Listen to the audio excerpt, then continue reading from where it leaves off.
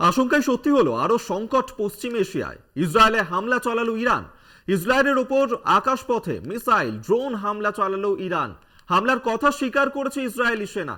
ইসরায়েলের দাবি 100-রও বেশি ড্রোন নিক্ষেপ করেছে ইরান। এর আগেই কিন্তু ইরানের তরফ থেকে জানানো হয়েছিল যে যেভাবে সিরিয়ায় রাজধানী দামাস্কাসে ইসরায়েল হামলা চালিয়েছিল, যার কারণে 6 জন সেখানে মৃত্যুও হয়েছিল, সেই ঘটনার প্রতিশোধ তারা নেবে এবং যার কারণে শনিবার মধ্যরাতেই কিন্তু এই ধরনের হামলা চালানো হয়েছে এবং জল্পনা সত্যি করেই আকাশপথে ইসরায়েলের ড্রোন এবং ক্ষেপণাস্ত্র হামলা চালালো ইরান।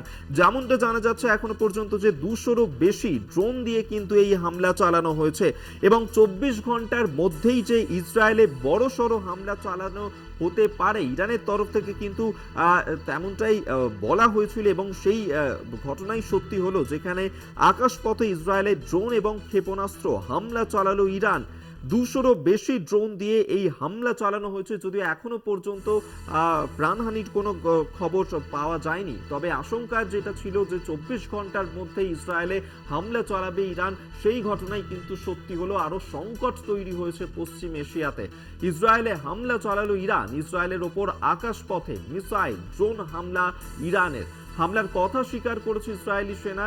ইসরায়েলের দাবি 100-রও বেশি ড্রোন নিক্ষেপ করেছে ইরান।